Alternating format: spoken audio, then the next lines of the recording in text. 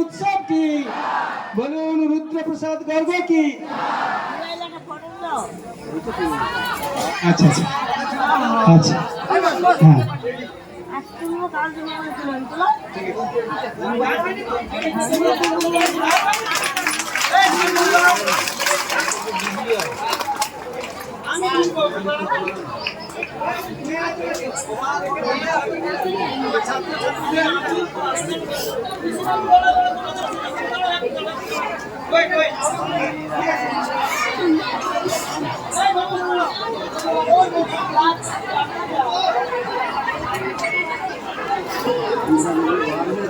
আজকে যাওয়ার সময়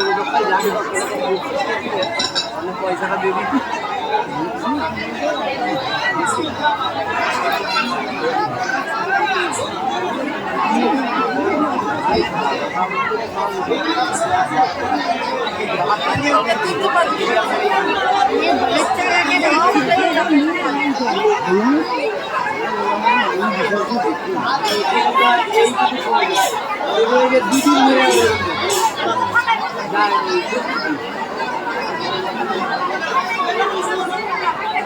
আসতে পারে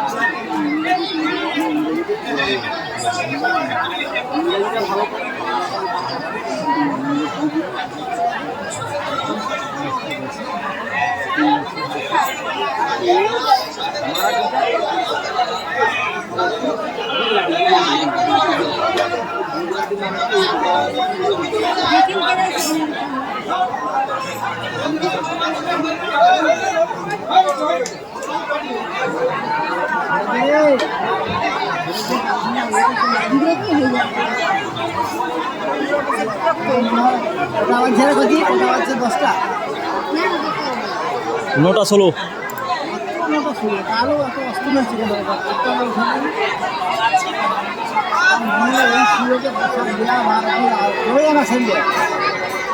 জিজ্ঞাসা করে প্রসাদ দেবী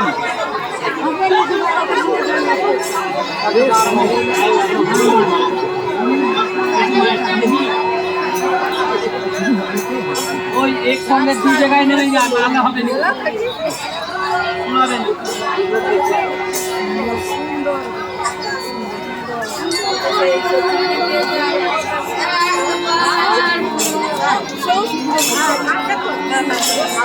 তার আগে আবার আছে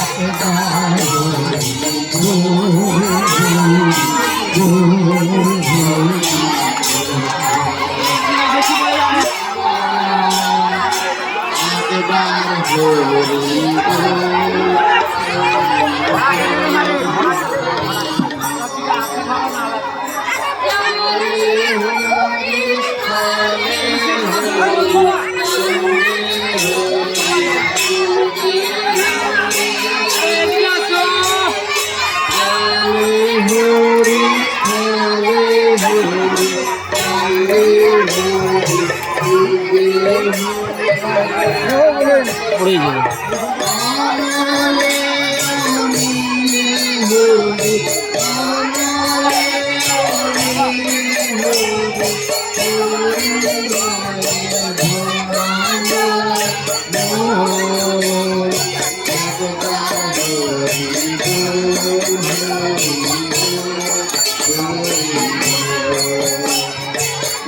আজকে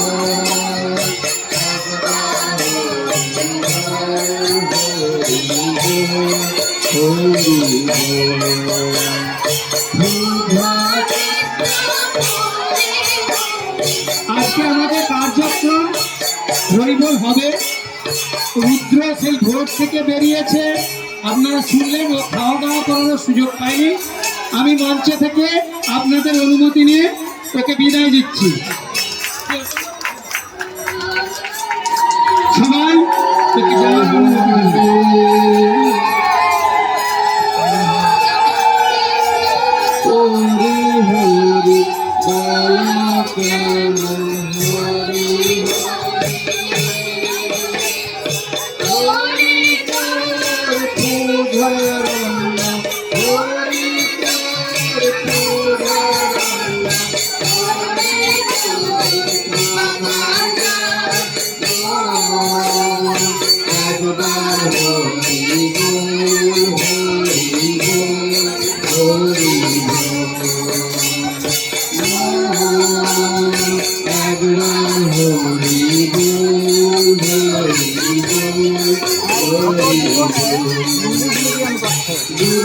পড়েছে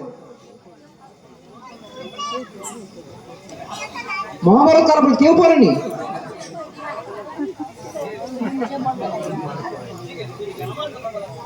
উনি তো সবকিছুই পড়েছেন, যে কোনো একজন।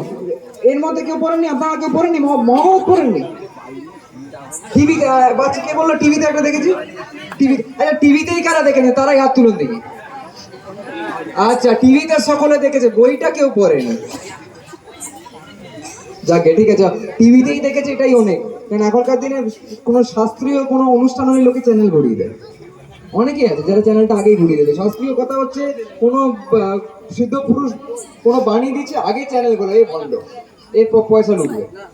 মানুষের মনে এটা ঢুকে গেছে। আর এটার মূল কারণ হচ্ছে তারা নিজেরাই। অনেক সেই সমাজেরই অনেক মানুষ আছেন যারা ভুলভাল কাজ করে মানুষের মাথায় এরা ঢুকিয়ে দিয়েছেন যে কোনো সিদ্ধ পুরুষ মানে সে ভণ্ড। এই যুগে যে সিদ্ধ পুরুষ হবে, যে আজকে ভগবানের বাণী বলবে, সেই আগে ভণ্ড বলা হবে। আমি অবশ্য কোনো সিদ্ধ পুরুষ নই, আমি একজন সাধারণ ব্যক্তি। এখানে আমাকে অনেকে ভণ্ড বলতে পারে। তো এখানে মহাভারতে কি হয়েছিল সেই সময়? শ্রীকৃষ্ণ কুরুক্ষেত্রের যুদ্ধে অর্জুনের সারথি হতে ঠিক করলেন। দেখতে পাচ্ছেন তো, শ্রীকৃষ্ণ সারথি হিসেবে অর্জুনকে উপদেশ দিচ্ছেন। সারথির কাজ কি? সারথি পথ নির্ণয় করবে। যে গাড়ি চালায় সে আমার সারথি, সে আমার চুপচাপ দাঁড়িয়েছিলি, দেখতে পেয়েছি।